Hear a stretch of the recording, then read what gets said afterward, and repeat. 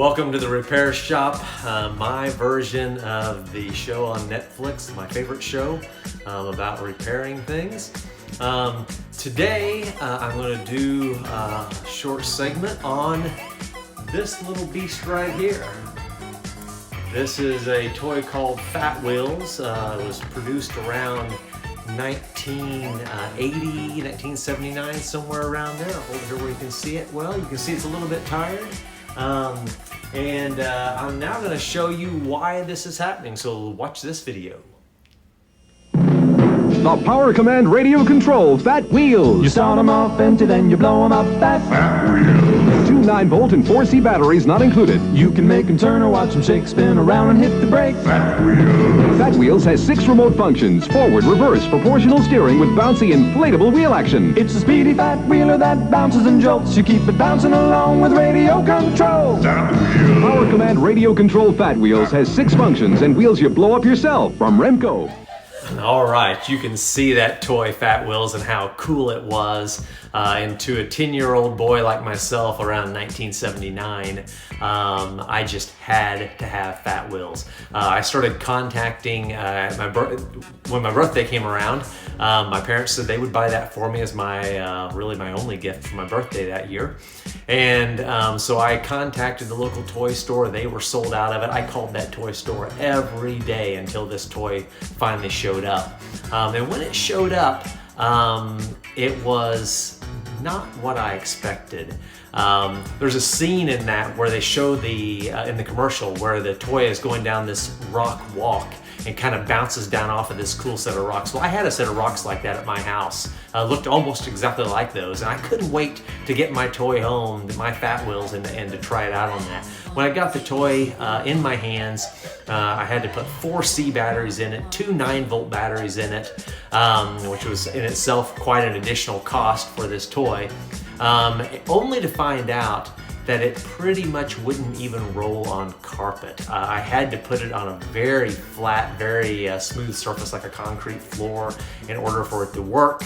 And over time, you can see that if you look here at it, that it did not hold up well. You can see that the roll bars busted off. The seat is broken off. There was a brush guard on the front end. It broke off. These wheels that you actually inflated by blowing them up, of course, it's old now, so they're all dry rotted. But those wheels never did really stay inflated right. And now I'm going to zoom into a picture here. So look at this picture I'm going to show you. All right. So in this picture, look at how you can see my toy on one side there, and then you can see the picture on the right-hand side, or the other side, from the toy from the commercial. And if you look closely at the wheels, you'll notice that they're not really the same toy. They look a lot alike, but the one on the commercial was much cooler. It was some sort of early prototype or something.